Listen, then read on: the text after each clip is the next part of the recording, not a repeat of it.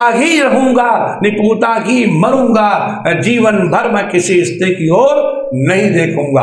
ये भयानक प्रतिज्ञा की, तभी इनका नाम पड़ गया भीष्म। समझ गए ना? यहां तक कहानी समझ में आ गई। अब उसका विवाह हो गया शंतनु के साथ। उसके गर्भ से 2 पुत्र हुए, विचित्रवीर्य और चित्रांगद। चित्रांगद बड़े भारी बलवान थे। उनका युद्ध हो गया एक बार यक्षों से, और इसी कुरुक्षेत्र में ही युद्ध में वो मारे गए। तब एक पुत्र बच गया, उसका नाम था विचित्रवीर्य। समझ रहे ना? उस विचित्रवीर्य का विवाह नहीं हो रहा था, तभी काशीराज की कन्याओं का हरण कर लाए जबरदस्ती पितामह, और उसके साथ जब विवाह करने लगे तो 2 कन्याओं ने तो विवाह कर लिया, अंबिका ने और अंबालिका ने। लेकिन जो अंबा थी उसने कहा कि मैंने मन ही मन में शाल्व को अपना पति मान लिया है, तो उन्होंने आदर सहित उसको भेज दिया। अब वो कहानी लंबी, वहीं छोड़ दीजिए। अब 2 पत्नियां हो गई, एक का नाम है अंबिका और एक का नाम है अंबालिका। लेकिन विचित्रवीर्य बड़े कामी हो गए थे, कामासक्त होने के कारण उनके संतान तो नहीं हुई, उन्हें क्षय रोग हो गया, और क्षय रोग होने के कारण वो निपुते ही शरीर छोड़कर चले गए। अब घर के अंदर स्त्री बहुएं तो 2 हैं, लेकिन संतान कोई नहीं है। इसी बीच में शंतनु ने भी अपने प्राणों का त्याग कर दिया, और उन्होंने भीष्म पितामह को वरदान दिया कि तुम इच्छा मृत्यु प्राप्त करोगे। अब घर के अंदर कितने सदस्य रह गए? एक भीष्म, एक सत्यवती बूढ़ी सास और 2 बहुएं, संतान एक भी। तब सत्यवती ने भीष्म को बुलाया, कहा पुत्र तुमने तो इसलिए जो है प्रतिज्ञा की थी कि हमारे वंश को राज्य मिले, अब जब वंश ही नहीं है तो राज्य कहाँ से मिलेगा? इसलिए मैं आदेश देती हूँ, माँ हूँ तुम्हारी एक तरह से, तुम इन वधुओं में गर्भाधान करो और उस वंश को चलाओ। तो उनका जननी ये मैं नहीं कर सकता, क्योंकि ये मैंने पिता के सामने प्रतिज्ञा की है, मैं निपुता ही मरूंगा। तब सत्यवती ने अपने ज्येष्ठ पुत्र व्यास का स्मरण किया। उन्होंने वचन दिया था कि जब याद करोगी तब मैं आऊंगा। कहानी समझ में आई कि नहीं? व्यास उसी सत्यवती के न पुत्र थे। तब व्यास आए, बोले माता क्या आदेश है? आदेश तो यह है कि जब तुम ज्येष्ठ हो कि तुम्हारे छोटे भाई की वधुएं हैं, शास्त्र सम्मत नहीं है, लेकिन माता की आज्ञा के सामने कोई शास्त्र नहीं होता। मैं आदेश करती हूं तो मेरे वंश को चलाओ। क्योंकि व्यास जी का स्वरूप बड़ा विचित्र था, दाढ़ी वाड़ी रखते थे। तो प्रथम वधु जो है सास की आज्ञा से जब उनके पास गई तो मारे डर के उसने आंख बंद कर ली। तो उन्होंने आके कहा माता तुम्हारा पौत्र तो होगा, लेकिन जन्म से अंधा होगा। तो दूसरी वाली से कहा बिटिया ऐसा मत करो, वंश सही चलाओ, तुम आंख मत बंद करना। तो आंखें तो वो खोल ही रही, लेकिन मारे डर के पीली सी हो गई। इसलिए उसका पुत्र हुआ पांडु, कहा ये रोगी होगा। अब बड़ी दुखी हुई सत्यवती कि 2 पुत्र होंगे, दोनों ही ऐसे हो गए। 1 वर्ष के बाद व्यास जी को फिर स्मरण किया। व्यास जी आए, बोले एक बार हमारी आज्ञा से एक अच्छा पुत्र आप और उत्पन्न करो, और बड़ी वधु से कहा कि तुम एक श्रेष्ठ संतान प्राप्त करो। लेकिन वधु भयभीत थी, इसलिए उसकी एक बड़ी सुंदर दासी थी। उस दासी को अलंकृत करके जहां व्यास जी ठहरे हुए थे, अब दासी को भेज दिया, और दासी की सेवा में जो है सुख था, क्योंकि वह दासी ही थी। इसलिए बड़े प्रसन्न हुए व्यास जी, और कहा तुम्हारा पुत्र भगवत भक्त बड़ा ज्ञानी होगा। वही पुत्र हुआ विदुर। अब समझ रहे? वो दासी पुत्र बोलते हैं। वो दोबारा नहीं गई बहू, दासी को भेज दिया। तो 3 पुत्र हुए व्यास के अंश से, है ना। अब ये जो व्यास के ही ना पुत्र हुए, धृतराष्ट्र और पांडु। अब समझ गए ना? अब इन पांडु के 5 पुत्र हुए, वो भी अपने अंश से नहीं हुए। यद्यपि 6 थे, एक कन्यावस्था में हुआ था कानीन, और 5 जो है बाद में हुए, 3 कुंती के और 2 माद्री के। और धृतराष्ट्र को की पत्नी को वरदान दिया था व्यास जी ने, जो है शतपुत्र, भीष्म पितामह ने दिया था शतपुत्रवती भव, 100 पुत्र वाली हो। तो इसने 100 पुत्र तो न पैदा किए। एक बार एक व्यंग्य कर रहा था व्यक्ति, हमारे धर्म पर नाना प्रकार के लोग टिप्पणियां करते रहते हैं। अभी मैंने पढ़ा है दक्षिण अफ्रीका में एक स्त्री है जिसके गर्भ में 45 वर्ष का बच्चा है और अभी तक पैदा नहीं हुआ। जरा विचार कीजिए, सब कुछ संभव है। तो गांधारी के गर्भ से एक मांस पिंड पैदा हुआ। क्या पैदा हुआ? हाँ, मतलब लोथड़ा। तो रोने लगी कि हमको 100 पुत्र का वरदान दिया था और ये मांस पिंड पैदा हुआ। तो दासी से वो फेंकवा देना चाहती थी, क्योंकि अंतर्यामी भगवान वेद व्यास तत्काल वहां प्रकट हो गए। ना ना ना, ये साहस मत करना, इसको फेंकवाओ मत, इस पे शीतल जल छिड़को। तो जब शीतल जल छिड़का गया उस पे, तो उस पिंड के 100 टुकड़े हो गए, बल्कि 101 टुकड़े हुए। और वो टुकड़ों को उन्होंने घृत कुंभों में रखवा दिया। और घृत कुंभों में से जो सबसे पहले पुत्र हुआ वो दुर्योधन था। कई बार लोग कहते हैं ना कि जब 100 पुत्र हुए थे गांधारी के, तो सबसे अंतिम पुत्र जब हुआ होगा तो प्रथम पुत्र की आयु क्या रही होगी। अब वो क्या जाने कि वो तो घृतकुंभों में रखाए गए थे और 1-2 दिन के ही अंतर में सब हुए थे। तो और सवा जो मांस का टुकड़ा था उससे एक कन्या हुई थी, उसका नाम था दुस्सला। उस दुस्सला का विवाह सिंधु देश के राजा जयद्रथ के साथ विवाह हुआ था, समझे। तो ये जो कुटुंब है वो पूरा व्यास का ही है। और यह जब युद्ध किया तो सर्वनाश हो गया। केवल 11 चौड़ी सेना में दुर्योधन की तरफ केवल 3 लोग बचे थे। एक तो भगवान कृष्ण की सेना का सेनापति था, शायद आपने सुना हो कि कृष्ण की सेना थी दुर्योधन की ओर और कृष्ण निहत्थे थे पांडवों की ओर। तो सेना का जो सेनापति था उसका नाम था कृतवर्मा। ये बड़ा बलवान था। इसी के पुत्र के साथ कृष्ण की एक कन्या का विवाह हुआ था। बहुत बलवान था, ये नहीं मरा था महाभारत के युद्ध में। और 2 लोग मामा भांजे बच गए थे जिनको वरदान था चिरजीवी होने का, कृपाचार्य और अश्वत्थामा। ये 3 लोग ही बचे थे दुर्योधन की सेना में। और पांडवों की सेना में 7 लोग बचे थे, 5 पांडव, 1 श्री कृष्ण और 1 सात्यकी, समझे, जो अर्जुन के शिष्य थे। बड़ा भारी धनुर्धर थे, बड़े बलवान थे और जिन्होंने कृष्ण की आज्ञा से पांडवों के पक्ष से युद्ध किया था, जिनका नाम था सात्यकी। नाम सुने हो ना। तो इस सात्यकी, श्री कृष्ण और 5 पांडव यही बचे थे।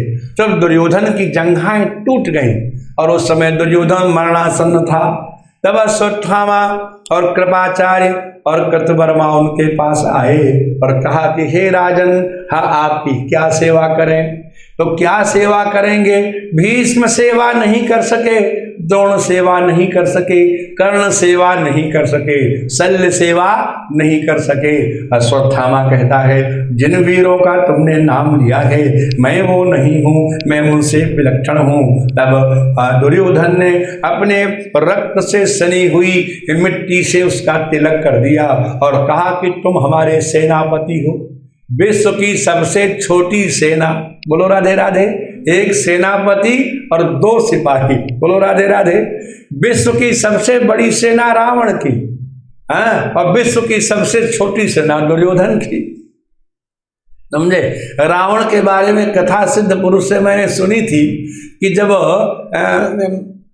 महाभारत युद्ध के बाद पांडवों ने एक बार किया अश्वमेध यज्ञ, अनेक यज्ञ किए। तो एक यज्ञ के घोड़े के रक्षक थे प्रद्युम्न जी, भगवान कृष्ण के ज्येष्ठ पुत्र। और प्रद्युम्न जी के साथ उद्धव जी थे। तो जब वे लंका गए तो वहां पर उन्होंने उद्धव जी को भेजा और कहा विभीषण से कहना कि महाराज युधिष्ठिर अश्वमेध यज्ञ कर रहे हैं, आप भी थोड़ा सा अपने खजाने से दे दीजिए। तो विश्व विजयी ही यज्ञ करता है, तो विभीषण संत हैं, वो दे देंगे, युद्ध की आवश्यकता ही नहीं पड़ेगी। जब उद्धव जी वहां गए और बोले कि धर्मराज युधिष्ठिर यज्ञ कर रहे हैं, आप कुछ हमें अपने खजाने से दीजिए, तो मंदोदरी वहीं बैठी थी। मंदोदरी ने पूछा ये धर्मराज कौन है, ये युधिष्ठिर कौन है? तो उद्धव जी ने, अरे तुम युधिष्ठिर को नहीं जानती? ये वही युधिष्ठिर हैं जिन्होंने महाभारत जीत लिया। बोले महाभारत क्या था? अरे महाभारत में 18 अक्षौणी सेना थी। तो मंदोदरी बोली बस 18 अक्षौणी सेना थी, इसीलिए वो युद्ध बहुत बड़ा था। बोले और क्या इतना युद्ध कहीं हुआ ही नहीं? बोले नहीं, मेरे पति रावण जब युद्ध के लिए चलते थे तो 18 चौड़ी आगे और 18 चौड़ी पीछे बाजा बजाने वाले चलते थे। सेना की बात तो छोड़ दीजिए, कितने चलते थे? बाजा बजाने वाले। रावण जैसी सेना किसकी? वाल्मीकि रामायण में बाबूजी प्रश्न किया गया कि राम और रावण के युद्ध का कोई उपमान हो, सिमिली हो, उपमा हो तो बताओ। तो उन्होंने कहा एक बात बताओ कि क्या आकाश की कोई सिमिली है? आकाश कितना बड़ा होता है? गगनम गगनाकारम, आकाश आकाश जैसा होता है। और सागर सागरोपमा, सागर सागर जैसा होता है। ऐसा कोई तालाब है क्या जो बता दे सागर उस जैसा होता है? सागर जैसा केवल और आकाश जैसा केवल आकाश ही होता है। और राम रावण योर युद्धम, राम रावण योरिवा, और राम रावण का युद्ध तो राम रावण के युद्ध जैसा ही होता है, उसकी कोई तुलना नहीं है। तो सबसे छोटी सेना का सेनापति अश्वत्थामा बन गया। उसने प्रतिज्ञा की कि आज मैं पांडवों का नाश कर डालूंगा। भगवान अंतर्यामी है, वो जानते थे कि अश्वत्थामा शिव का अवतार है। बाबूजी किसका? और शिव काल के देवता हैं। इसने प्रतिज्ञा की है तो आज पांडवों का ये नाश जरूर करेगा। तो पांडवों से भगवान ने कहा, वो तो प्रतिज्ञा कर चुके हैं पांडवों की रक्षा करने की। तो उन्होंने कहा कि तुम आज विजयी हो गए हो, दुर्योधन की जंघाएं टूट गई हैं। जिस दिन विजय हो उस दिन किसी तीर्थ पर रात्रि व्यतीत करनी चाहिए। तो आज शिविर में नहीं, चलो किसी तीर्थ पर हम चलें। तो पांचों पांडवों को और द्रौपदी को लेकर के भगवान वहीं पास में एक ओघवती नाम की नदी थी, ओघवती, क्या नाम है? उस नदी के किनारे जाकर के एक वृक्ष के नीचे आसन लगाए उन लोगों ने। महाराज जो है सेवक भी साथ में थे और वहीं विश्राम करने लगे। और इधर अश्वत्थामा शिविर में प्रवेश कर गया। एक चौड़ी सेना बची थी। द्रौपदी के 5 पुत्र थे, 5 पांडव उसके पति थे। पांचों पांडवों से एक एक पुत्र उसको प्राप्त हुआ था। युधिष्ठिर का पुत्र बड़ा बलवान था, उसका नाम था प्रतिविंध्य। भीमसेन के पुत्र का नाम था सुत सोम। अर्जुन के पुत्र का नाम था श्रुत कीर्ति। नकुल के पुत्र का नाम था शतानीक और सहदेव के पुत्र का नाम था श्रुत कर्मा। ये 5 पुत्र थे। इनको भी उस अश्वत्थामा ने सोते समय ही मार डाला। और द्रौपदी के 3 भाई थे, धृष्टद्युम्न, उत्तमौजा और युधामन्यु, इनको भी मार डाला। और ये भी कह दिया था कृपाचार्य और कृतवर्मा से कि तुम द्वार पर खड़े रहो, जो भागने की कोशिश करे उनको तुम मार डालना। माने सर्वनाश इसने कर डाला। पांडवों के शिविर में कोई जीवित नहीं बचा। प्रातः काल जब आए पांडव ओघवती नदी के पास से अपने शिविर में, तो वहां अपने पुत्रों को मरा हुआ पाया। मरी तो सेना भी थी, लेकिन रोता तो व्यक्ति अपने ही के लिए है ना। तो माता शिशूनाम निधनम सुतानाम निशम्य घोरम परितप्यमाना। अपने शिशुओं के निधन को सुनकर के द्रौपदी माता बहुत परिताप करने लगी। परिताप माने बहुत शोक करने लगी। क्या करे वो? बोले तदारुदद वाष्पकला कुलाक्षी, अश्रुओं की कलाओं से उसके नेत्र भर गए थे। ताम सांत्वयन्ना किरीटमाली, उसको सांत्वना देते हुए किरीटी, अर्जुन का नाम है किरीटी, उन्होंने सांत्वना दी कि तुम रो मत, तुम्हारे शत्रु को हम मार करके लाएंगे। कृष्ण से कहा रथ तैयार करो। भगवान कृष्ण दौड़े। अश्वत्थामा भयभीत हो गया कि अब ये हमको नहीं छोड़ेंगे। तो उसने ब्रह्मास्त्र निकाल लिया। बाबू क्या निकाल लिया? हाँ, और ब्रह्मास्त्र उसको चलाना आता है, लेकिन उसका उपसंहार करना नहीं आता है। वो ब्रह्मास्त्र को लौटा नहीं सकता। ये शक्ति द्रोणाचार्य ने उसको दी ही नहीं थी। जैसे ही महाराज वह तेज प्रकट हुआ आकाश में और अर्जुन की नेत्र चौंधी आ गए, तो अर्जुन ने भगवान कृष्ण की स्तुति की। देखिए, सारथी हैं वो, लेकिन महिमा हमेशा जानते हैं। भागवत में स्तुतियां खूब हैं। श्रीमद् भागवत में पहली स्तुति श्री कृष्ण ने की, अर्जुन ने ही की है। कृष्ण कृष्ण महाबाहो भक्तानाम भयंकर त्वमेको दह्यमानानाम अपवर्गोऽसि संसृते।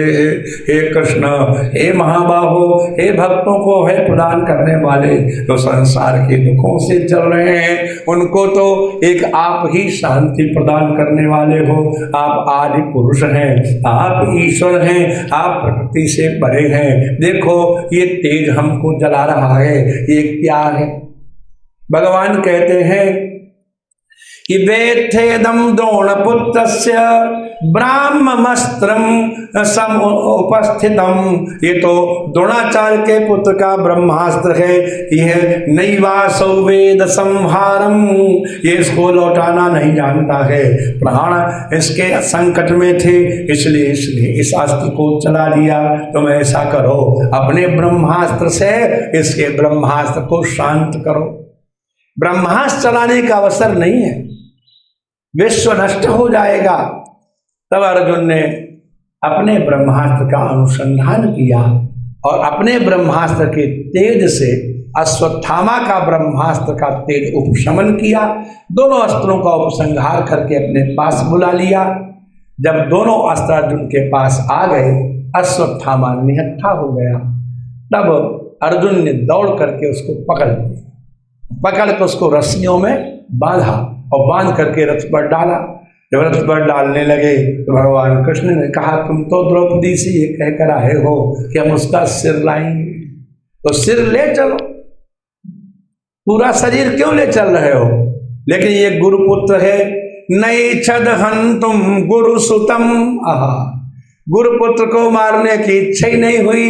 यद्यप्यात्महनम महान, है तो ये आत्महत्यारा हमारे पुत्रों को मारने वाला है, लेकिन फिर भी अर्जुन उसको मारना नहीं चाहते हैं। अर्जुन ने कहा, हम राजा नहीं हैं, राजा तो युधिष्ठिर हैं, इसलिए अपराधी को दंड वही देंगे। हम दंड कैसे दे सकते हैं? हम तो अपराधी को उनके सामने उपस्थित कर सकते हैं। बढ़ा बढ़ाया लाए और कहा, नहीं, ये अपराधी युधिष्ठिर का नहीं है, ये तो अपराधी द्रौपदी का है, उसके पुत्रों को मारा है। द्रौपदी जो कहेगी वो दंड इसको दिया जाएगा। लेकिन जब द्रौपदी ने देखा कि गुरुपुत्र बंधा खड़ा है, तो तथा हृतम पशुवद पाशबद्धम अवांग मुखम कर्म जुगुप्सितेन। जब कोई निंदनीय कर्म करता है बाबूजी, तो उसका मुख नीचा अपने आप ही हो जाता है, सिर नीचे किए खड़ा है, बंधा हुआ पशु की तरह। द्रौपदी ने मन में विचार किया कि जब आते थे तो हम इनके चरण धोया करती थी, वही ये ब्राह्मण देवता गुरुपुत्र हैं। तो निरीक्ष कृष्णा पकृतम गुरु सुतम वाम स्वभावा कृपया ननाम च। द्रौपदी देवी ने उस ब्राह्मण को प्रणाम किया। ये कथा क्यों सुनाई? अभी तक लोग ये समझते हैं कि द्रौपदी बड़ी जिद्दी और हठी स्त्री है। उसने अपने केसों को बांधने के लिए दुशासन के रक्त को मांगा, ये क्षमा नहीं करती है। द्रौपदी के इस कलंक को दूर करने के लिए भगवान ने ये लीला प्रकट की।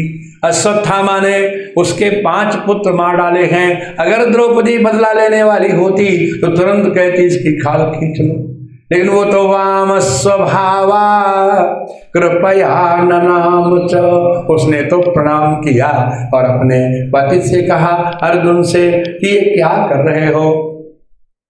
ये तो गुरु का पुत्र है। मुच्यताम ऐसा, छोड़ दो। क्या बोली? ब्राह्मणो नितराम गुरु, ये तो ब्राह्मण है, ये तो गुरु पुत्र है। गुरु ही अपने पुत्र के रूप में खड़े हैं। देवी, इसने तो तुम्हारे 5 पुत्रों को मारा है, तुम इस पर कृपा क्यों कर रही हो? तो द्रौपदी ने जो कहा वो सुनने लायक है। द्रौपदी कहती है कि मारोदी दस्य जननी, पुत्र का दुख क्या होता है ये कोई माता ही जानती है। ये कितनी बड़ी बात है। और मेरे 5 पुत्र मरे हैं, मैं जानती हूं दुख क्या होता है। यदि तुम इसका वध कर डालोगे तो इसकी माता भी रोएगी। और वो गौतमी जो पतिव्रता थी, किसी पुत्र के कारण उसने शरीर का त्याग नहीं किया, अगर तुम इसको मार डालोगे तो निश्चित है कि वो कृपी अत्यंत दुखी होकर के रोएगी, यथा हम, जैसे मैं रो रही हूं। क्या बात है। मारोदी दस्य जननी गौतमी पति देवता,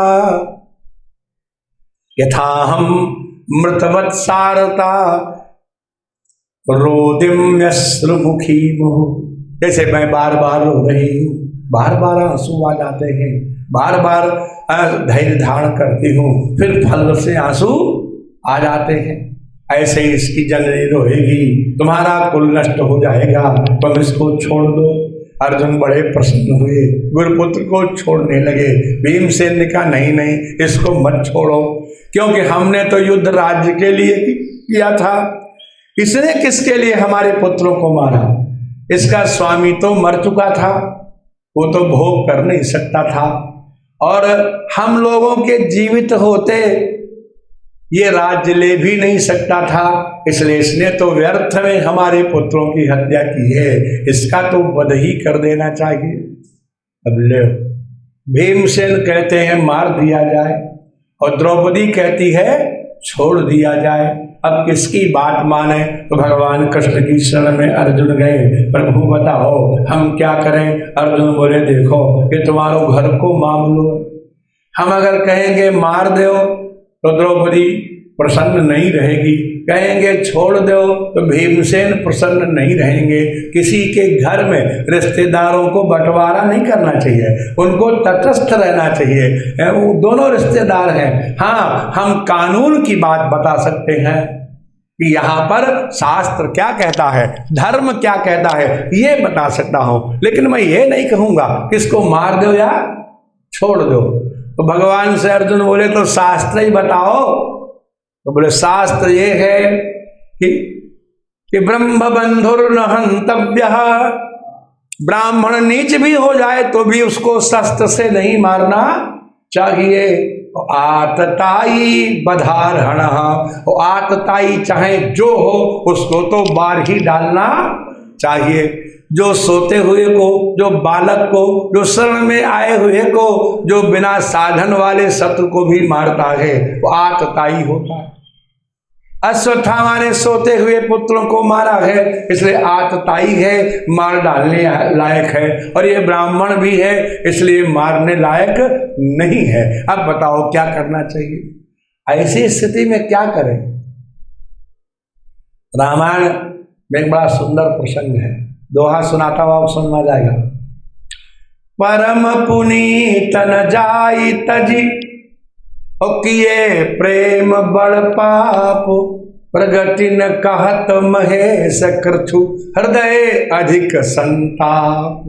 आहा, सती जी परम पवित्र हैं, त्यागने लायक नहीं है, और सीता का वेश बनाया है, इसने अब रखने लायक भी नहीं है।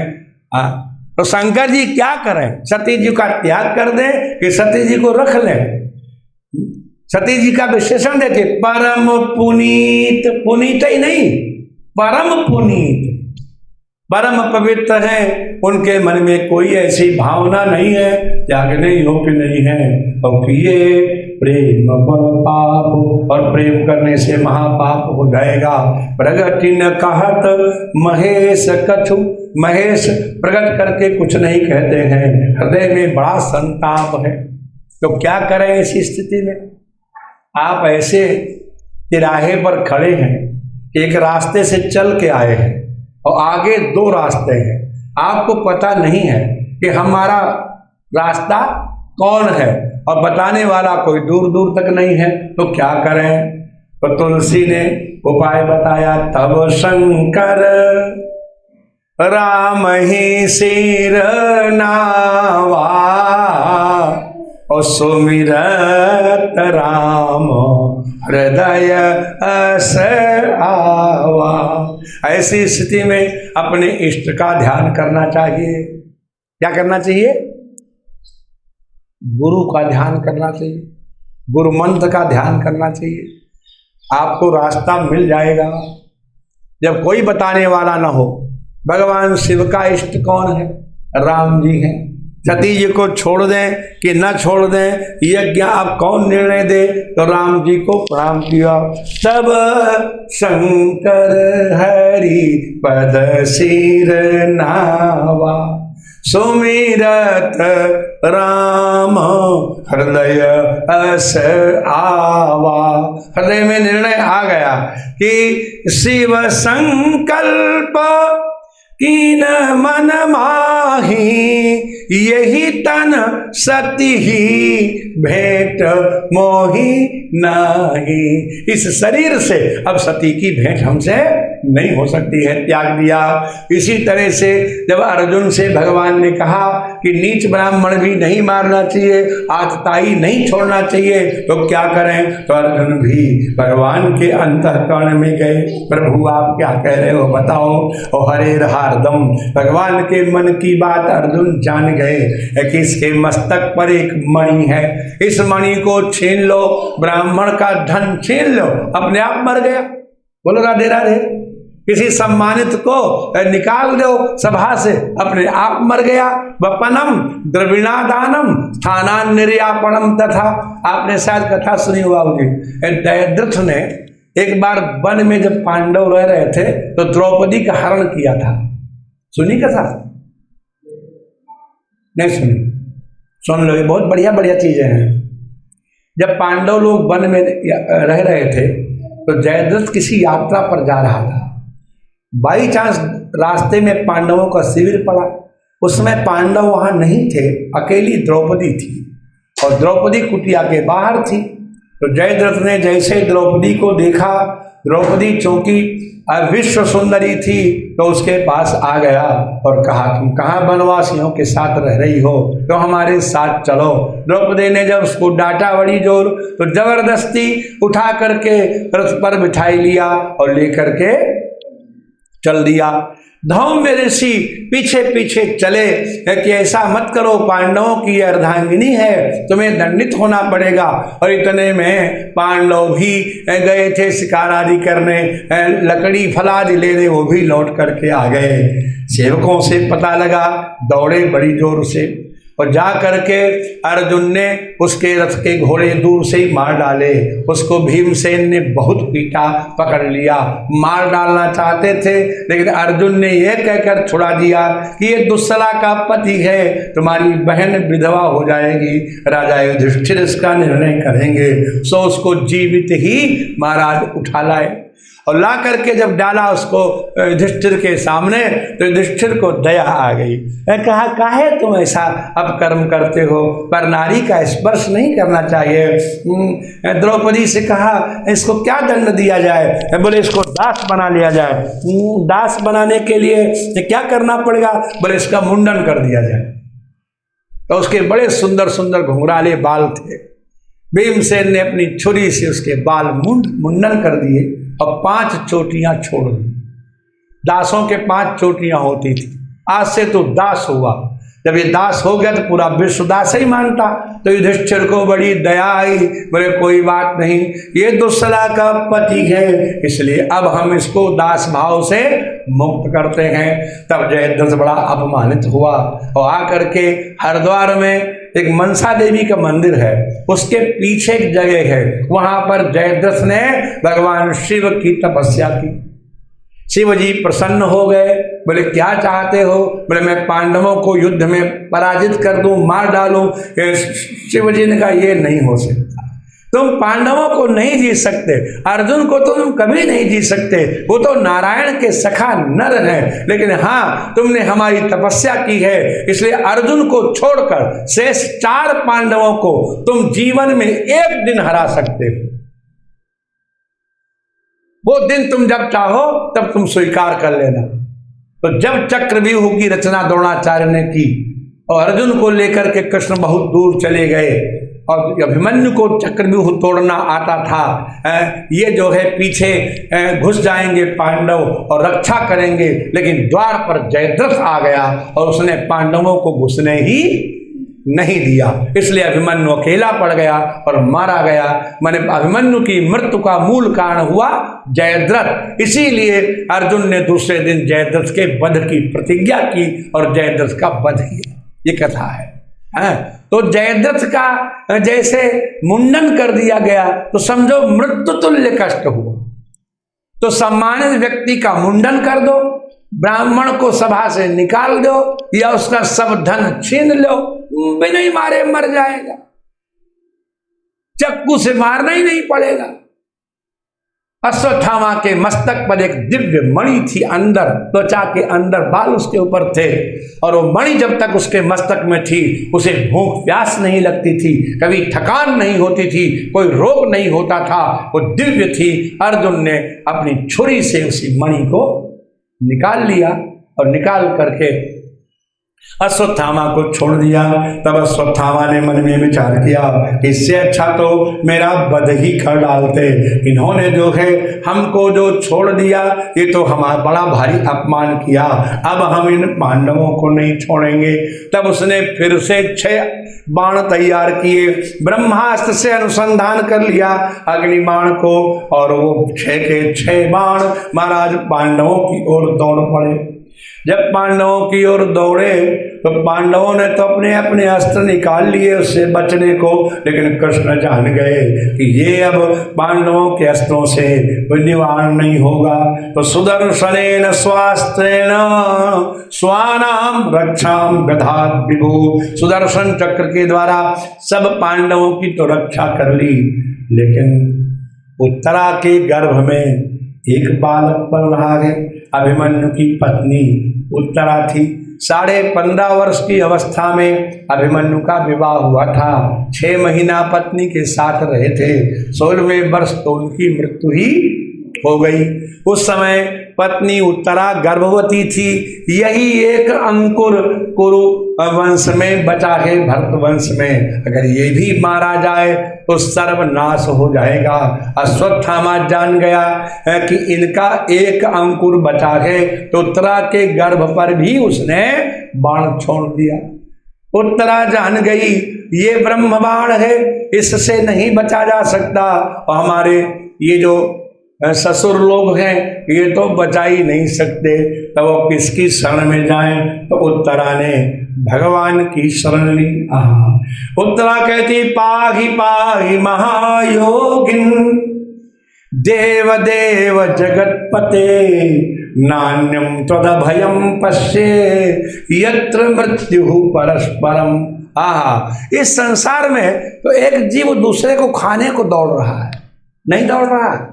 छोटे छोटे कीड़ों को बल्ब के पास छिपकली खाती रहती, मेढक छिपकली को खा जाता है, सर्प मेढक को खा जाता है, मोर सर्प को खा जाता है, बाज मोर को खा जाता है, शिकारी बाज को मार डालता है, राजा शिकारी को भी मार सकता है। सारे संसार में जीव एक दूसरे का भक्षण कर रहे हैं। जीवो जीवस्य जीवनम, जीव ही जीव का जीवन बन रहा है। यहाँ तो मृत्यु परस्परम, यहाँ तो परस्पर में मृत्यु है।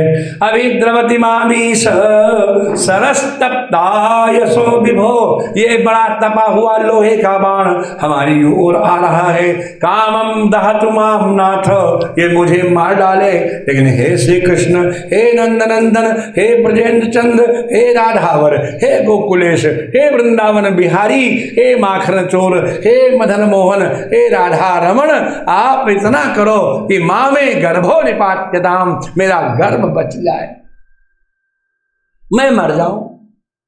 बोला माता की टक्कर कोई ले सकता है? माता कहती मैं मर जाऊं। कामम दहतु माम नाथ, हे नाथ माम दहतु, ये मुझे जला डाले, लेकिन माँ में गर्भो निपात्यता, लेकिन मेरे गर्भ की रक्षा हो जाए। भगवान शरणागत वत्सल है, भगवान कभी भी किसी दीन जो है उसकी प्रार्थना की उपेक्षा नहीं करते हैं। जब उसने देखा कि तो हमारी शरण में है, तो माया आवरणोद्गर्भम वैराट्या कुरुतंतवे। आहा, उत्तरा का नाम है वैराटी। क्या नाम है? क्या नाम है? वैराटी, क्योंकि विराट की पुत्री है। किसकी पुत्री है? विराट। राजा विराट थे ना, जिनके यहाँ पांडव 1 वर्ष तक रहे थे छद्मवेश में। तो विराट नंदिनी उत्तरा के गर्भ में जो बालक पल रहा है, उसकी रक्षा के लिए भगवान ने अपनी माया से उसको ढक लिया। स्वमाया आवरणोद्गर्भम, अपनी माया से गर्भ को यूं ढक लिया। वैराट्या, विराट नंदिनी के। क्यों? कुरु तंतवे, क्योंकि कुरुवंश का तंतु, अंश, कुरुवंश का धागा, बेल, वंश बेल बची रहे, इसलिए। और रक्षा करने लगे। एक शरीर से तो उत्तरा के गर्भ में प्रवेश कर गए, और दूसरे शरीर से कुंती बुआ के पास आए और कहा, बुआ बहुत दिन हो गए हमको यहाँ रहते हुए, अब कृपा करो हमें आशीर्वाद दो, और हमारे भी लड़के बच्चे हैं और परिवार है, और हमको भी जाना चाहिए। जब जाने की बात की तो कुंती रोने लगी, और कुंती कहती है, प्रभु हम आपसे कैसे कहें तुम जाओ। कृष्णाय वासुदेवाय देवकी नंदनाय च नंद गोप कुमाराय गोविंदाय नमो नमः। जो व्यक्ति विमान पर जाता है बाबूजी, उसको पुल और नदियां नहीं पार करनी पड़ती, उसको जंगल और बीहड़ रास्ते पार नहीं करने पड़ते। यहाँ बैठो, गुवाहाटी उतर गया, लो खेल खेल में 2 घंटे पहुंच गए 2200 किलोमीटर। क्या चमत्कार है ना। अगर हम बैलगाड़ी पर जाएं तो कब पहुंचेंगे गुवाहाटी? बोलो राधे राधे। तो 2 तरह से जीव यात्रा करता है। यहां से यमपुरी 86,000 योजन दूर है। जानते हैं कि नहीं? कितनी दूर है? योजन। तो जो यमदूतों के साथ जाता है वो गले में रस्सा बंधवा करके 86,000 योजन तक घसीटा जाता है। बोलो राधे राधे। और कोई जीव भगवान के विमान पर बैठते हैं और जब बैकुंठ पहुंच गए,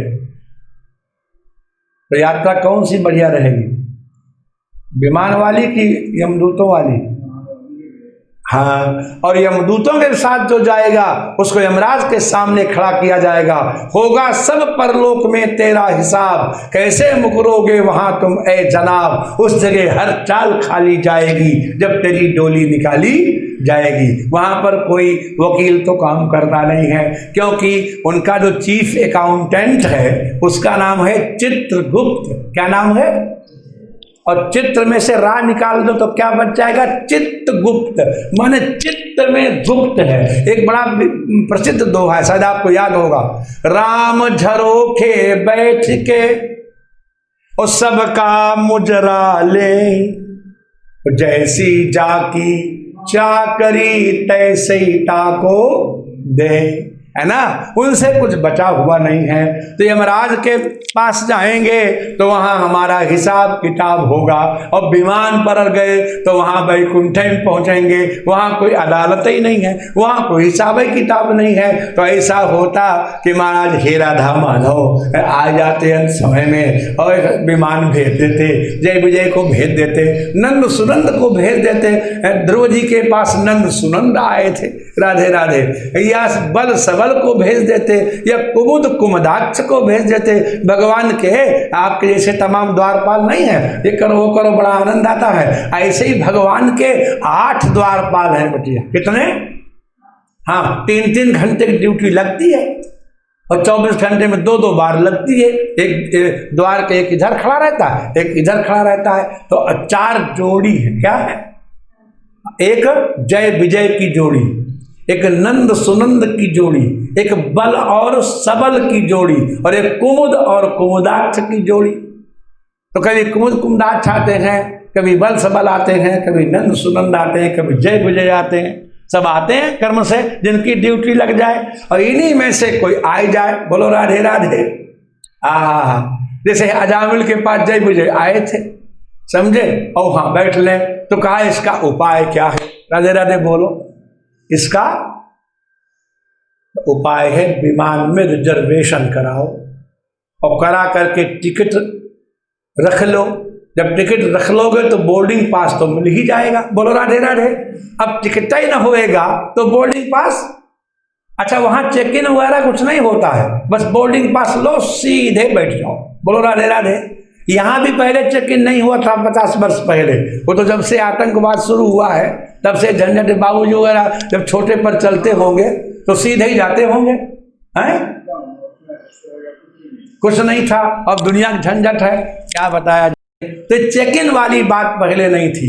तो कहा भागवत जी में उपाय बताया कि भाई अपने जो है जेब में अगर टिकट हो परफेक्ट, क्या हो, हाँ तो निश्चित है। तो टिकट क्या है? तो पद्म पुराण ने बताया कि श्लोकम वा श्लोक पादम वा नित्यम भागवतोद्भवम पठस्व स्वमुखे नैव यदि इच्छसि पराम गतिम। इस दरवाजे पर विमान बुलाना चाहते हो तो भगवान के भागवत ग्रंथ का एक श्लोक अथवा चौथाई श्लोक अपने मुख से रोज पढ़ो तो समझ लो कि तुम्हारे दरवाजे पर विमान आएगा। अब ये वाणी कभी मिथ्या नहीं हो सकती। अब कोई ये कह सकता है न जो पढ़ा हो कि हमें तो चौथाई श्लोक भी याद नहीं है, तो अगर एक ही बार में याद बोल के गुरुजी याद करा दे तो करोगे। तो चौथाई श्लोक है गोविंदाय नमो नमः। बोलो मुझे, गोविंदाय, फिर से बोलो, याद हो गया? गोविंदाय। अब ऐसा गुरु कहीं मिलेगा एक ही बार में बोल के याद करा दे? बोलो राधे राधे। एक बार में याद हो गया। अब पूरा श्लोक है जो कुंती कहती है कृष्णाय वासुदेवाय, चौथाई हो गया। देवकी नंदनाय च, आधा फिर हो गया। और नंद गोप कुमाराय गोविंदाय नमो नमः। ये गोविंद भगवान का नाम। एक श्लोक और है कृष्णाय वासुदेवाय हरये परमात्मने प्रणत क्लेश नाशाय गोविंदाय। वहां भी गोविंदाय नमो नमः है। वहां पर विपत्ति के मारे शरणागत वत्सल राजा करते स्तुति, और यहाँ राज्य पाने के बाद माता कुंती स्तुति करती है। इसका अर्थ क्या है कि दुख में भी और सुख में भी गोविंद का स्मरण करना चाहिए।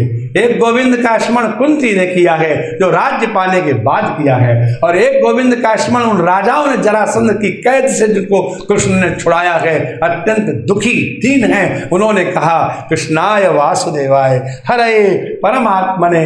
हे हरि, आप दुख को हरण करने वाले हैं, आप तो सबकी आत्मा हैं, आप तो क्या कहें, जो आपके संग प्रणत हो गया, जो शरणागत हो गया, प्रणत क्लेश नाश आए, प्रणत के शरणागत के क्लेशों को नाश करने वाले हे गोविंद, आपको बार बार नमस्कार है। केवल गोविंदाय नमो नमः। अब एक प्रश्न है कि इसका हम कब पाठ करें, क्योंकि समय नहीं मिलता। सवेरे उठो, बच्चों को तैयार करो, उनको क्या कहते हैं बनाओ, क्या जो संग ले जाते हैं, हाँ टिफिन बनाओ, और फिर भोजन बनाओ, नाश्ता बनाओ, और सब करो, समय ही नहीं मिलता। तो तुलसी बाबा ने कहा कि मैं बताता हूँ कि इसका जप कब करना चाहिए। राधे राधे बोलो। जब सब काम कर चुको, पति को दूध दे चुको, सास के पैर दबा चुको, ससुर को दबा दे चुको, और चद्दर खींचते जाओ और गोविंदाय नमो नमः बोलो। समय तो नष्ट नहीं हुआ। और सवेरे अलार्म बजा, जम्हाई लेते जाओ गोविंदाय नमो नमः।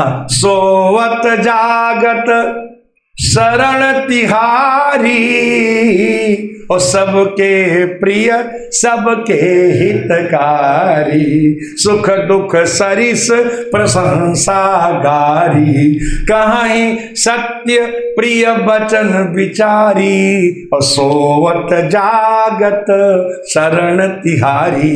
सोते जागते, क्या यहां पर कहीं समय की बाधा नहीं है। सोते समय और जागते समय यह नियम केवल ले लिया जाए कि शयन करेंगे जब बत्ती बुझाएंगे, और जैसे ही लेटेंगे तो लेटते ही लेटते गोविंदाय, और सवेरे उठते ही उठते गोविंदाय नमो नमः। सोवत जागत, सोवत शरण तिहारी, सोते जागते। कुंती बुआ ने कहा गोविंदाय नमो नमः, हे प्रभु आपने हमारी बड़ी रक्षा की। विशान महाग्ने पुरुषाद दर्शना, असत सभाया वनवास कृच्छतः, मृधे मृधे नेक महा रथास्त्रतो, और दौण्यस्ततश्चास्म हरे भी रक्षिता। कुंती कहती है कि विष खिलाया भीमसेन को दुर्योधन ने, आपने बचा लिया। लाक्षागृह में जलाया गया, आपने रक्षा कर ली। बड़े बड़े राक्षस आए हमारे वन में, हिडिंबासुर आया, आया कि नहीं, बकासुर आया, जटासुर आया। जब बेचारे पांडव जो है अज्ञातवास में थे तो कीचक नाम के राक्षस ने द्रौपदी को पीड़ित किया, और सबसे आपने रक्षा कर ली। द्रोणाचार्य के पुत्र अश्वत्थामा के अस्त्र से तो अभी अभी आपने रक्षा की है। भीष्म पितामह से परशुराम नहीं लड़ सके, उनको युद्ध में कौन पराजित कर सकता था, लेकिन आपने उन महारथियों के अस्त्रों से भी हमारी रक्षा कर ली। जरा विचार करो बाबूजी, जब अश्वसेन नाम के नाग को अपने वाण पर रख करके कर्ण ने अर्जुन की ओर चला दिया, तो अर्जुन की रक्षा करने वाला कोई नहीं था। तब भगवान ने अपने अंगूठे को जरा सा दबा दिया उस रथ के ऊपर, घोड़े धरती के ऊपर गिर पड़े, रथ नीचा हो गया, और वो बाण अर्जुन का मुकुट लेकर के चला गया, और वो सोने का मुकुट जल करके भस्म हो गया। सोचिए अगर कृष्ण न होते कौन रक्षा करता, जरा विचार कीजिए। ये अमोघ बाण है कर्ण का, अश्वसेन नाम का नाग। अश्वसेन नाग कौन था जानते हैं? नहीं जानते? देखो आपने कहा था कथा हमको सुननी है, तो जितनी हो जाएगी उतने सुनाएंगे, छोड़ छोड़ के सुनाने में मजा नहीं, फिर कभी पूरी हो जाएगी क्या है, ठीक है ना। एक बार भगवान श्री कृष्ण और अर्जुन यमुना के किनारे बैठे थे। इंद्रप्रस्थ बन चुका था, राधे राधे बोलो, क्या बन चुका था? और उसी समय वहां एक वृद्ध पुरुष, सफेद दाढ़ी, बड़ा पेट, दुबले पतले हाथ, अत्यंत निस्तेज व्यक्ति वहां आया और इन दोनों को प्रणाम किया। भगवान कृष्ण ने कहा, हे ब्राह्मण देवता आप कौन है? उन्होंने कहा मैं अग्नि हूं। क्या हूं मैं? हाँ, अग्नि है आप? आपका तेज कहां गया? तेज हमारा चला गया है, क्योंकि एक राजा ने 12 वर्ष तक मोटे घृत की धारा हमारे कुंड में डाली है, इसलिए उस यज्ञ कुंड के घृत से मैं अजीर्ण का रोगी हो गया हूं, मैं वो घी पचा नहीं पाया, मुझे अजीर्ण हो गया है। अजीर्ण माने खाया पिया पचता, अपच हो गया। तो तुम अश्विनी कुमारों से दवा क्यों नहीं लेते? अश्विनी कुमारों से मैंने कहा, उन्होंने कहा स्वर्गलोक में तुम्हारी दवा नहीं है, भूमि पर यमुना के किनारे एक विशाल वन है, इसका नाम है खांडव वन। क्या नाम है? उस वन में अनेक औषधियां हैं, अनेक जीव जंतु हैं। अगर उस वन को तुम जला डालो तो निश्चित रूप से उसकी औषधियों से तुम्हारा ये रोग दूर हो जाएगा। मैंने बार बार इस वन को जलाने की कोशिश की है, लेकिन इंद्र ने बैर करने के कारण जब जब मैंने जलाया, ऊपर से उन्होंने घनघोर वर्षा कर दी और मैं कभी भी इसको जला नहीं पाया। हे वासुदेव, हे अर्जुन, यदि आप कृपा करो तो हम इस वन को जलाएं, आप हमारी सहायता करो, इंद्र को जल मत बरसाने दो। अर्जुन ने कहा, हे अग्निदेव, भगवान कृष्ण की यदि आज्ञा होगी तो मैं इंद्र को युद्ध में परास्त कर सकता हूं, लेकिन मेरी भुजाओं के बल को सहन करने वाला दिव्य धनुष मेरे पास नहीं है, और इंद्र से युद्ध करने के लिए तमाम बाणों की आवश्यकता पड़ेगी, इतने बाण भी मेरे पास नहीं है। और जब इंद्र जल बरसाएंगे चारों ओर से, तो इस खांडव वन की परिक्रमा करके चारों ओर से रक्षा करनी पड़ेगी। इतने तीव्रगामी घोड़ों वाला एक दिव्य रथ भी मेरे पास नहीं है। जब साधन नहीं है तो हम तुम्हारी रक्षा कैसे करें? तो अग्नि ने कहा, चिंता न करो। उनके मित्र थे वरुण जी, उनके पास गए और वहां से गांडीव नाम का धनुष, अर्जुन के धनुष का नाम क्या है, ये कैसे मिला उसकी कथा है।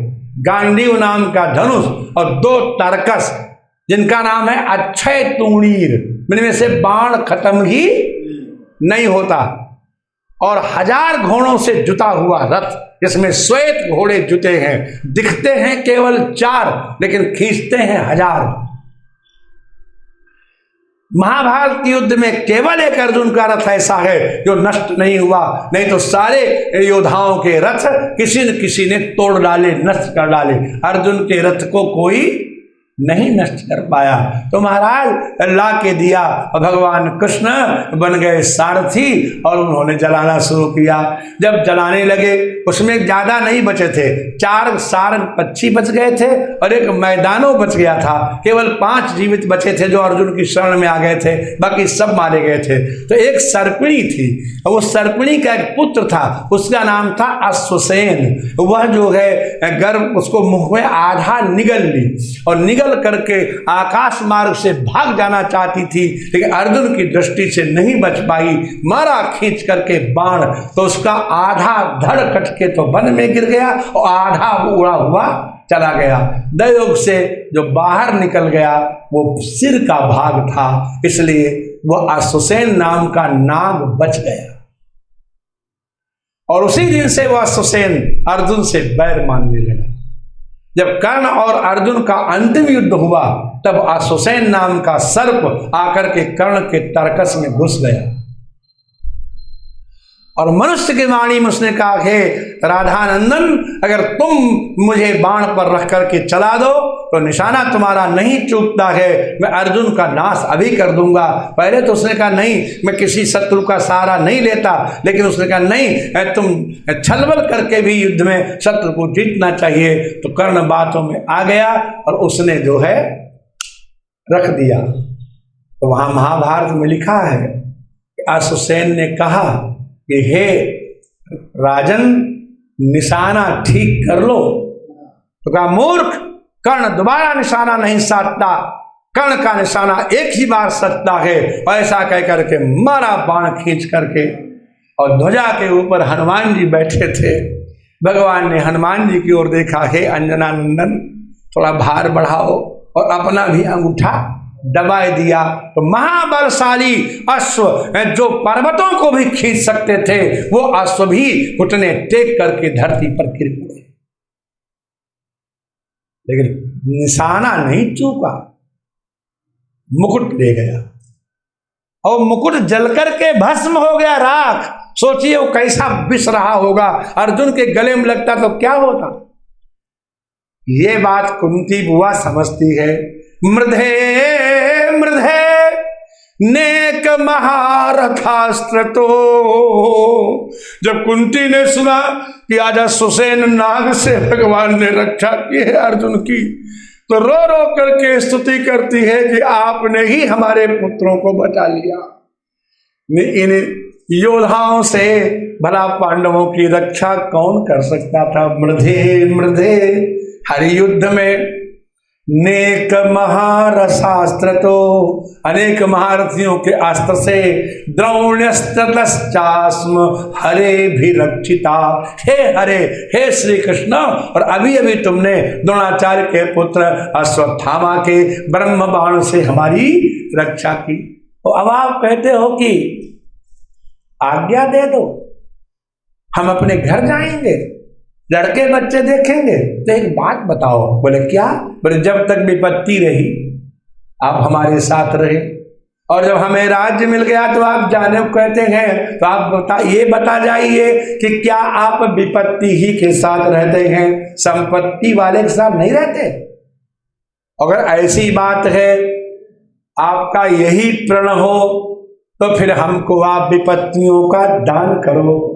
विपद संतु न शश्वत तत्र तत्र जगत गुरो भवतो दर्शनम यस्यात् अपुनर्भव दर्शनम। यहां पर कई लोग अर्थ करते हैं कि कुंती बुआ ने विपत्ति मांगी। मैं इससे सहमत नहीं हूं। उन्होंने विपत्ति नहीं मांगी, उन्होंने कृष्ण को मांगा। हाँ, कृष्ण की अगर ये शर्त है कि विपत्ति ही के साथ रहेंगे तो साथ में हमें विपत्ति भी स्वीकार है।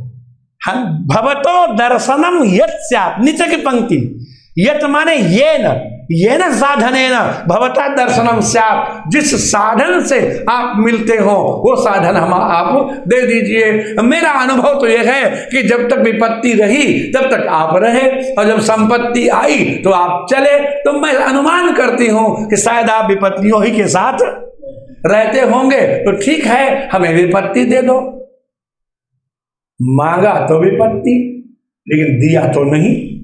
कई बार लोग ये भ्रमित हो जाते हैं कि संपत्ति में भगवान नहीं मिलते। इससे बड़ा कोई भ्रम नहीं। पीपापी जी जैसे राजा थे, भगवान मिले कि नहीं? जनक जी राजा थे, भगवान मिले कि नहीं? है अनेक राजाओं का वर्णन है। कुंती का ये कहना है कि हे नंदनंदन, हे वासुदेव, जब तक मेरे ऊपर आपत्तियां रही आप हमारे साथ रहे, लेकिन जब संपत्ति आई आप चलने लगे तो क्या आप विपत्तियों के साथ रहते हैं? तो भगवान को कहना पड़ा, नहीं हुआ, हम तो संपत्ति भी के साथ रहते हैं। ठीक है, आप कहती हो तो हम झोला रखे देते हैं। पर पुराने जमाने में झोला छोटा था नहीं, वो लेके चलते थे, रख दिया। लेकिन अब सोचा रही जब रखी दिए हैं, जब कुछ अच्छा काम करें तो महाराज भीष्म पितामह सरसैया पर पड़े हैं, प्रतीक्षा कर रहे हैं। 52 दिन हो गए,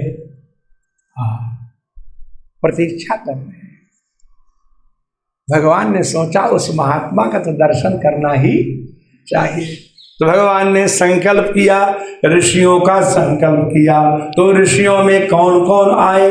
पर्वत आए, नारद आए, धौम्य आए, भगवान वेद व्यास आए, भरदस्व भरद्वाज गौतम आए, शिष्यों के सहित रेणुकानंदन परशुराम आए, वशिष्ठ, इंद्र, प्रमद, त्रित, गृत्समद, असित, कक्षीवान, गौतम, अत्रि, कौशिक, सुदर्शन, जितने भी श्रेष्ठ श्रेष्ठ महात्मा हैं सब आज आ गए।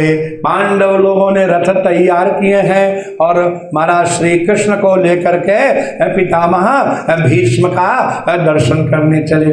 अब भीष्म पितामह तो बाणों पर पड़े हैं, तो भला वो क्या जो है उठ करके प्रणाम कर सकते हैं?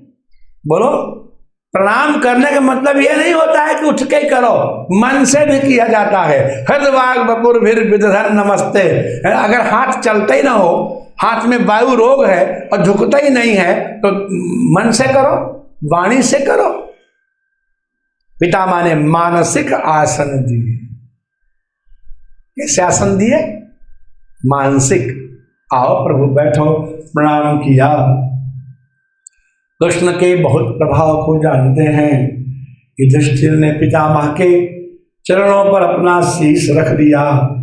तब पितामह ने कहा कि हे पुत्रो, तुम्हारी माता कुंती ने तुम्हारे लिए बहुत से दुख भोगे हैं, क्योंकि पांडु वो अतिरथ थे, लेकिन तुमको छोटा छोटा छोड़ करके ही वो चले गए थे। तो युष्मत् कृते बहून् क्लेशान् प्राप्ता तोकवती मोह, तुम्हारे लिए इस कुंती ने बहुत से क्लेश उठाए हैं, और ये सारा का सारा संसार महाराज भगवान के अधीन है, कोई भी उनके बाहर आज्ञा से नहीं है। सर्वं काल कृतम मन्ये भवतश्च यद प्रियम, जो भी तुम्हें प्रिय और अप्रिय मिल रहा है वो सब काल कृत है, दैव कृत है, आपके कर्म कृत है। फिरत सदा माया कर फेरा, काल कर्म स्वभाव गुण घेरा। काल के द्वारा, कर्म के द्वारा, स्वभाव के द्वारा, दैव के द्वारा प्रेरित होकर के ही ये जीव सुख और दुख का भोग करता है। जो लोग ये कहते हैं कि हम पुरुषार्थ करेंगे और सुखी हो जाएंगे, तो संसार के सारे पुरुषार्थी सुखी हैं क्या बाबूजी? आपके तमाम ऐसे मित्र होंगे जिनका धन आप जैसे ही आपसे ज्यादा भी हो सकता है, क्या उनको भगवान के चरणों की मस्ती है? क्या उनको इस तरह का सुख मिला है? केवल पुरुषार्थ से सुखी नहीं हुआ जा सकता, केवल धर्म से सुखी नहीं हुआ जा सकता, केवल साधन से सुखी नहीं हुआ जा सकता, केवल बड़े बड़े पदों पर रहने वाले मित्र और संबंधियों से सुखी नहीं हुआ जा सकता। क्योंकि धर्म जहां युधिष्ठिर जैसा हो, पुरुषार्थ जहां भीम और अर्जुन जैसा हो, साधन जहां गांडीव धनुष जैसा हो, और मित्र जहां श्री कृष्ण जैसा हो। पांडवों के पास क्या नहीं है? पांडवों के सुहृद कौन है? रिश्तेदार कौन है? मित्र कौन है? ईश्वर कौन है? और वो ऐसे वैसे नहीं जो बहानाबाजी करें कि कल आना देख लेंगे, बटन दबाओ हाजिर। बोलो राधे राधे। जरा विचार कीजिए, एक वस्त्राम तो द्रौपदी, आंसू आते हैं। द्रौपदी के शरीर पर उस दिन एक ही वस्त्र था। नाटकों में, सीरियलों में एक वस्त्र नहीं दिखाया जा सकता, व्यवस्था है। लेकिन चतुर्थ दिन का स्नान किया था द्रौपदी ने, एक ही साड़ी को नीचे से ऊपर तक वो लपेटे हुए थी, उसके अंग में दूसरा कोई वस्त्र नहीं था। एक वस्त्राम तो द्रौपदी महाभारत में लिखा है। और जरा भी अगर वस्त्र खिसक जाता बाबूजी, तो द्रौपदी मृत्यु को प्राप्त हो जाती कि नहीं? तो जरा विचार कीजिए, द्वारका से माने उन्होंने कहा के, और सब नहीं कह पाया तब तक तो वहां आ गए। पूरा केशव नहीं उच्चारण कर पाई। हमारे केशों को पकड़ रहा है केशव। केशव शब्द का अर्थ क्या है? केशान अब रक्षण धातु है, केशों की रक्षा करने वाला। केशान अवतिथि केशव, क्या? केशों की रक्षा करने वाला, उसका नाम क्या है? केशव है। वो केशव है, और के कह पाया था केवल। शव का उच्चारण तब तक सारी बढ़ गई। त्रिलोकीनाथ श्री कृष्ण जिसके मित्र हो, युधिष्ठिर जैसा जिसके पास धर्म हो, भीम अर्जुन जैसा बल और पुरुषार्थ हो, गांडीव जैसा जिसके पास धनुष हो, क्या उसको दुख मिलना चाहिए? लेकिन दुनिया का ऐसा कौन सा दुख है जो पांडवों को नहीं भोगना पड़ा? दास वो बने, भिखारी वो बने, वन में उन्हें रहना पड़ा, पत्नी का अपमान भरी सभा में हुआ, राज छीन लिया गया, क्योंकि ये सब का सब काल का, कर्म का, स्वभाव का ही ऐसा है। इसलिए यत्र धर्म सुतो राजा गदा पाणिर्ब्रकोदरः कृष्णो स्त्री गांडीवम चापम सुहृत कृष्ण ततो विपत्। आहा, क्या श्लोक है, जहां पर राजा धर्म सुत है, जहां पर गदा पाणी ब्रकोदर भीम है, जहां पर धनुर्धारी अर्जुन है, जहां पर परमानंद देने वाले सुहृद श्री कृष्ण है, तो विपद वहां विपत्ति आनी चाहिए।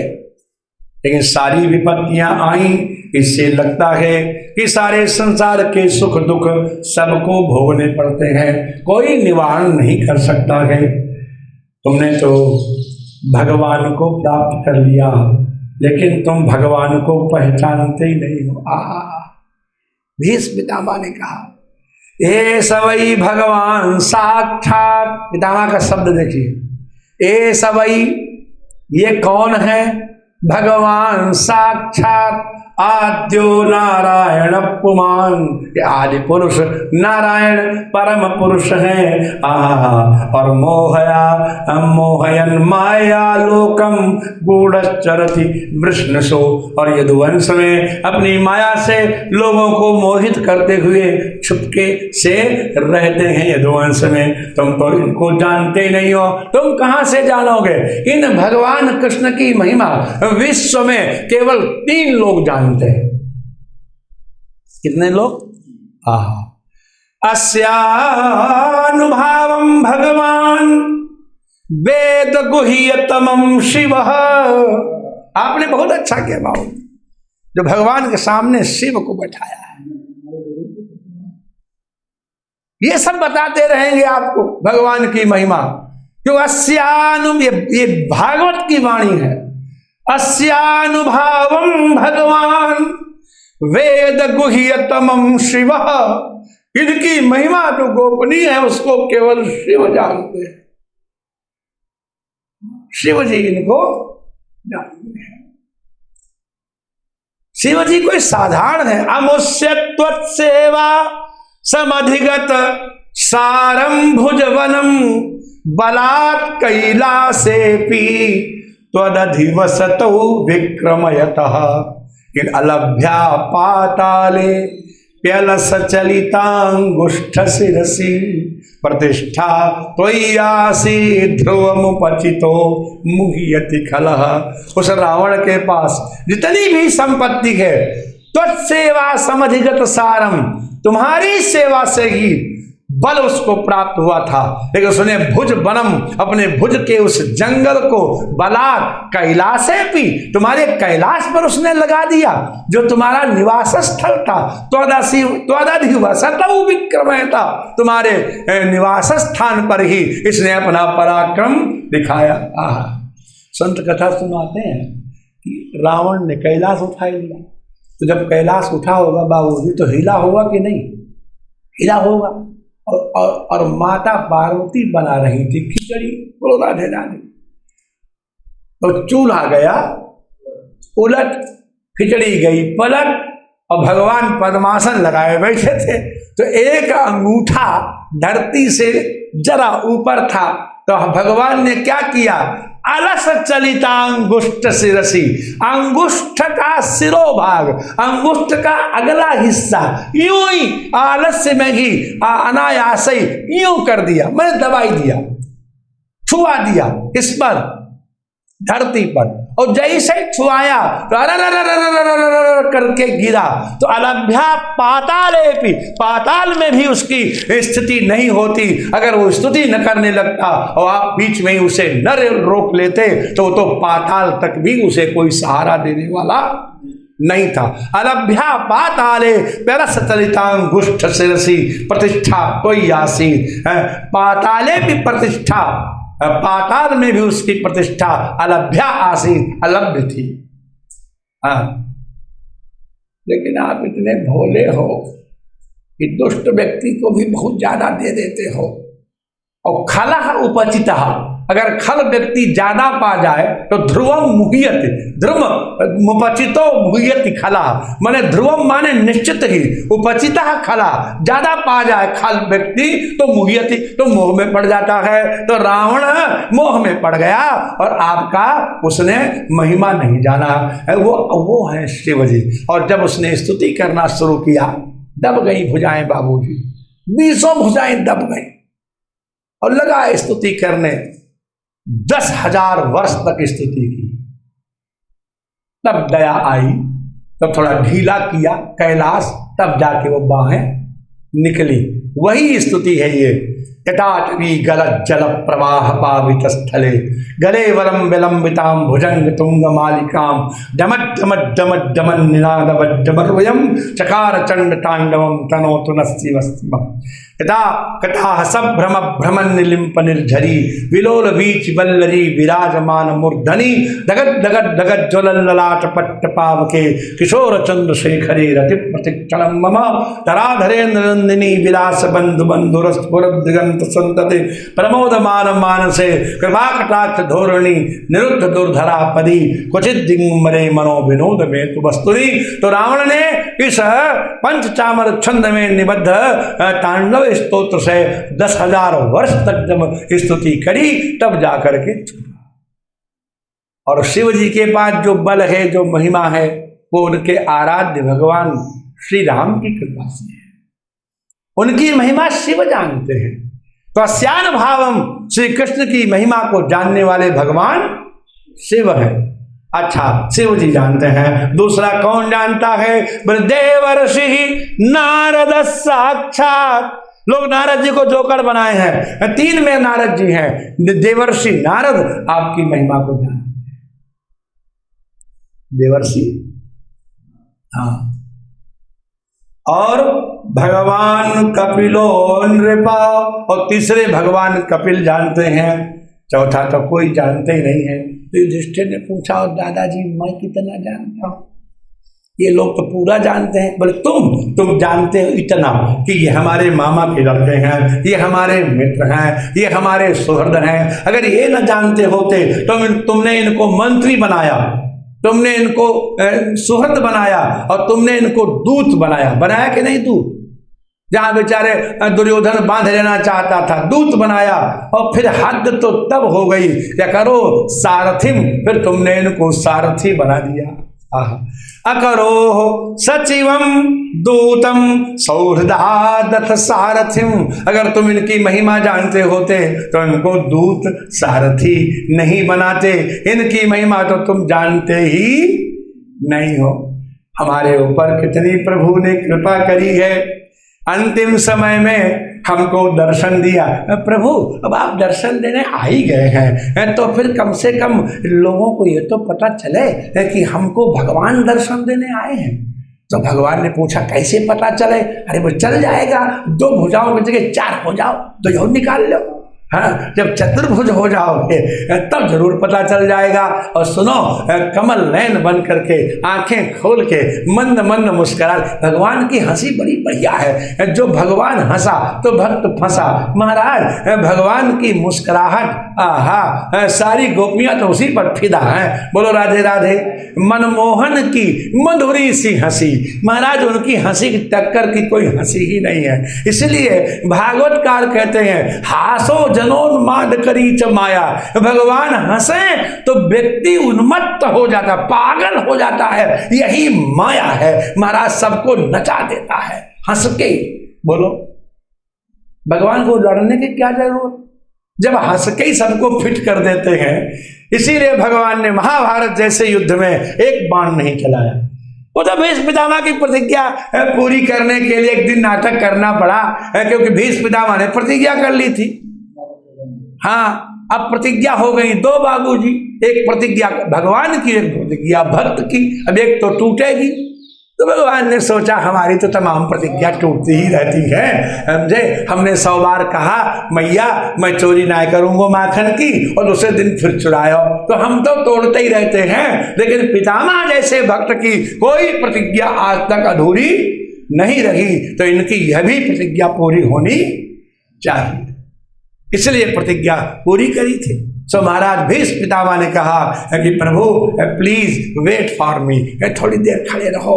कितनी देर खड़े रहें? अरे भीष्म पितामह बड़े चतुर, बोले कि सदैव देवो भगवान प्रतीक्षताम कलेवरम यावधिदम हिनोम्यहम प्रसन्न हासारुण लोचनोल्लसं मुखाम्बुजो ध्यान पतश्चतुर्भुज। आहा, देखिए ये कहाँ का, यहाँ का भाव तुलसी ने लिया। राधे राधे बोलो।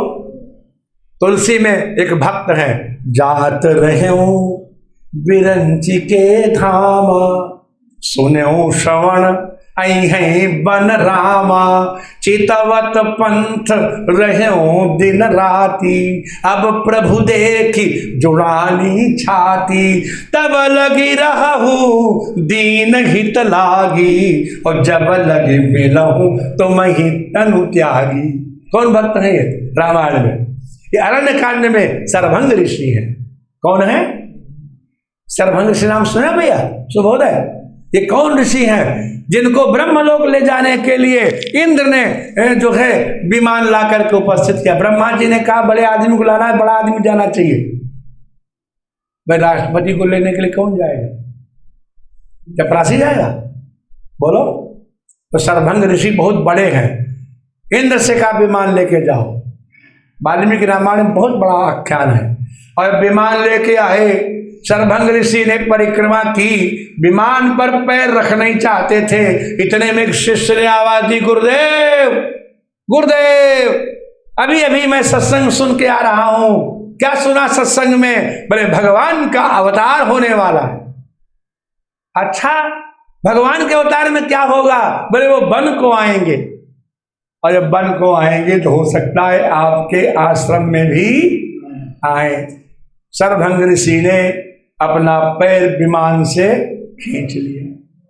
अब कहा ले जाओ विमान, अब हम भगवान की प्रतीक्षा करेंगे। सुनो श्रवण आई है बन रामा, जात रहूं बिरंची के धामा। कहां जा रहा था मैं? बिरंच के धामा, ब्रह्मा के लोक में, ब्रह्मलोक में जा रहा था। जात रहूं, कहां जा रहा था? बिरंच के धामा, सुन्यो श्रवण, कानों से क्या सुना? आई है बन रामा, चितवत पंथ रहूं दिन राती। रात दिन रास्ता मैंने देखा लाखों वर्ष, अब प्रभु देखी जुड़ानी छाती। अब हमारी छाती ठंडी हो गई, लेकिन मुझे तो जाना ही है। तब लगी रहूं, तब तक रुको, दीन हित लागी, जब लगी मिलहूं तुम्हें तनु त्यागी। जब तक मैं आपको शरीर त्याग करके मिलूं तब तक आप यहीं खड़े रहो। और इसके बाद उन्होंने चिता बनाई, अग्नि लगाई, उस पर बैठ गए और अनुज जानकी सहित प्रभु को हृदय में धारण किया और अपने लोक को चले गए। उसी तरह भीष्म पितामह कहते हैं, मैं इस सरसैया पर पड़ा हुआ हूं, आप तब तक खड़े रहिए जब तक कि मैं शरीर का आंख बंद करना चाहते थे। इतने में युधिष्ठिर ने पकड़ लिए पैर। नहीं नहीं दादाजी, अभी मत जाना, हमारे मन में बड़े संदेह हैं। उन्हीं संदेहों का निवारण करने के लिए जो विशाल खंड है महाभारत का, इसका नाम है शांति पर्व। क्या नाम है? और दूसरा नाम है अनुशासन पर्व। दो पहलुओं में बड़े बड़े मोटे ग्रंथों में है। यही पितामह भीष्म का प्रवचन। युधिष्ठिर प्रश्न करते हैं, भीष्म पितामह उत्तर देते हैं। उन्होंने तमाम जो है दान धर्म, राजधर्म, मोक्ष धर्म, स्त्री धर्म, गृहस्थ धर्म, संन्यास धर्म, ऐसा कोई पुरुष परमार्थ के पथ का साधन नहीं है इसके बारे में युधिष्ठिर ने प्रश्न न किया हो और उन्होंने उसका उत्तर न दिया हो। इसी को कहते हैं शांति पर्व और अनुशासन पर्व। और जब सब व्याख्यान कर चुके, आंख बंद कर लिया, श्री कृष्ण की स्तुति करने लगे। भीष्म पितामह ने बहुत सुंदर स्तुति की है, इसके 4-6 श्लोक मैं आपको सुनाऊंगा। मैंने निवेदन कर ही दिया कि इतना हो जाएगा एक तरफ से चलता है। हाँ सब होगा, चलते रहो फिर क्या। धीरे से बोलो राधे राधे, धीरे से बोलो अब बोले वृंदावन बिहारी लाल की। गोविंद जय जय गोपाल जय जय गोविंद। श्री राधारमण हरि गोविंद जय जय रमण हरि गोविंद जय गोविंद बोलो हरि गोपाल।